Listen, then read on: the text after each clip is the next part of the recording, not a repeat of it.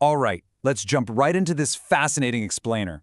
Today, we are going to decode the profound mysteries of the eternal true mind, specifically as it's presented in volume 32 of the classical Buddhist text, the Zongjing Lu.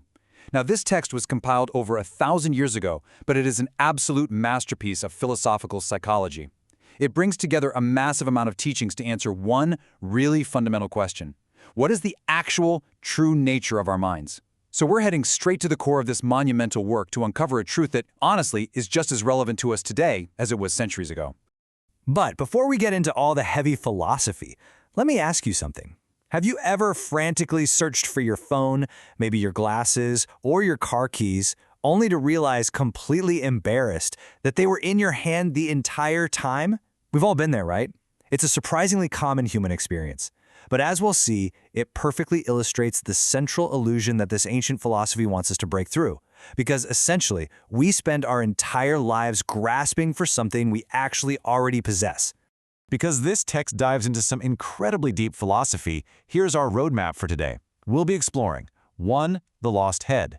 2. The two types of mind. 3. What exists beyond cause and nature. 4. The one true mind. And finally, 5. Practice in the world. Section 1. The Lost Head. We're going to kick things off with a famous, and honestly, kind of funny parable straight from the text about a guy named Yajnadatta from the ancient city of Shravasti.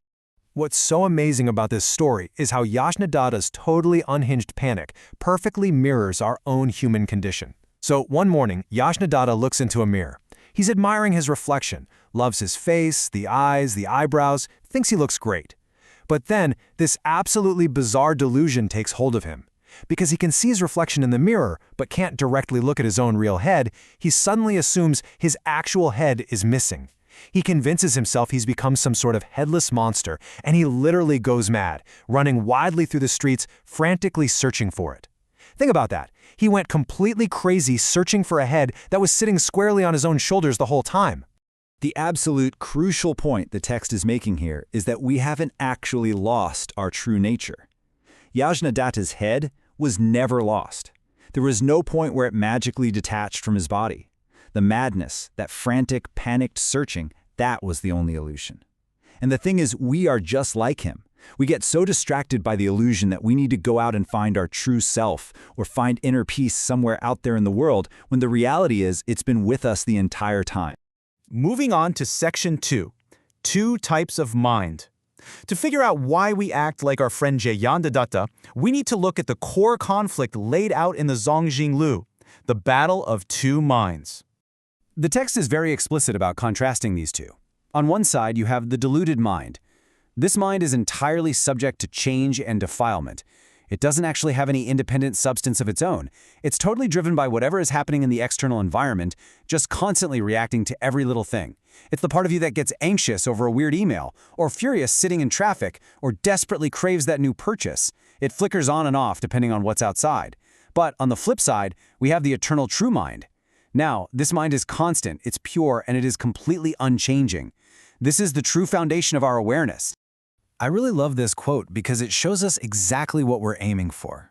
By anchoring ourselves in this teaching, we realize that the ultimate goal isn't to aggressively destroy or suppress our everyday reactive mind. Instead, it's about shifting our anchor. We want to operate from that unchanging true foundation. When the Zongjing Lu talks about a mirror, it's pointing straight to this true mind. It's like a mirror that reflects absolutely everything perfectly, but is never actually altered or damaged by the reflections themselves. Section 3, Beyond Cause and Nature.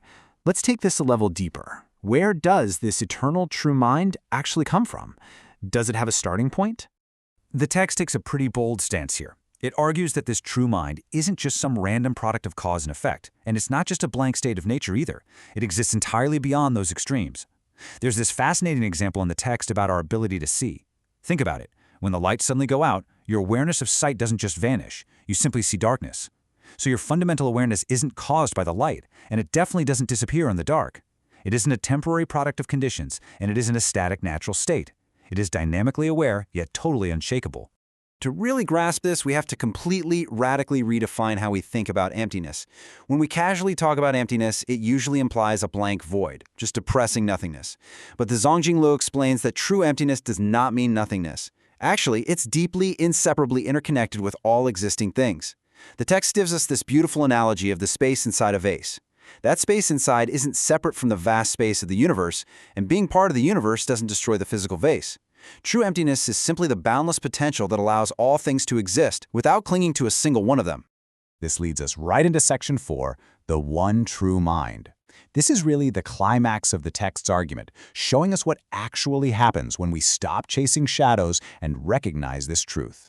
The text manages to take the staggering, infinite complexity of the universe and reduce it down to a single focal point: one mind. This one mind is the root of all dharmas. That means it is the ultimate source of all phenomena, all rules, all experiences. Absolutely everything we experience stems directly from this one mind. And the text builds on that concept so powerfully with this line: mind is the root of dharmas. Mind makes heaven. Mind makes hell. This is huge because it highlights our own incredible power and responsibility. It proves that our reality, whether your life currently feels like a blissful paradise or an absolute prison, is generated from within.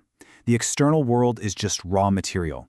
It's our mind and exactly how we attach to it that constructs the experience of heaven or hell out of that material. And the promise the text makes is just beautiful.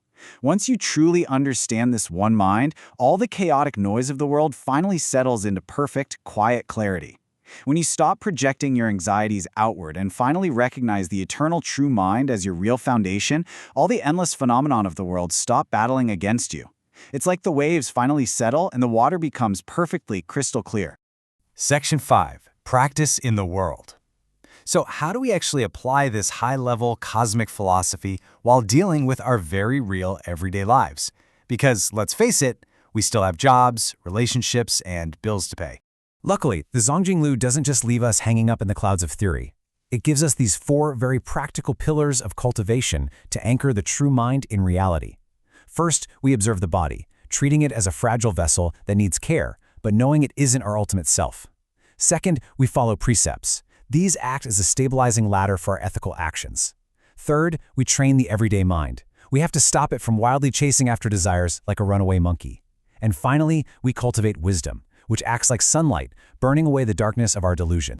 Now, what is absolutely essential to understand here is that true practice does not reject the physical world. It embraces it. The text makes it so clear that running away from the world or trying to destroy our everyday lives is not the answer. True enlightenment actually requires us to interact with the messy, physical reality all around us. We aren't trying to escape the world, we're just trying to change how we relate to it. By leaning into this, we learn the ultimate bodhisattva path. A bodhisattva is someone who is totally dedicated to achieving enlightenment for the sake of all beings. And the text says we must not detest the suffering of the world. Think about that. Accepting the suffering, the messiness, the friction of daily life, that is actually the very vehicle we use to achieve profound spiritual growth. You cannot grow a beautiful lotus flower on clean marble. It literally requires the mud to bloom. Bringing it all full circle back to poor Yajnadatta from our first story, the Zongjing Lu gives us this stunningly simple summary. Madness stops, Bodhi appears. Bodhi means awakening. The very second you stop the frantic outward searching, you realize enlightenment is already there. You don't have to manufacture some shiny new true mind. You just have to stop the panic delusion that you ever lost it in the first place. So, as we wrap up this explainer, I want to leave you with a provocative thought to carry with you. What frantic searching can you pause today, right now, to realize that everything you need is already within you? How will you stop the madness, take a step back from that reactionary, deluded mind, and actually recognize your own unshakable true mind in your daily life? Take a breath, look within, and remember, the head is still squarely on your shoulders. Catch you next time.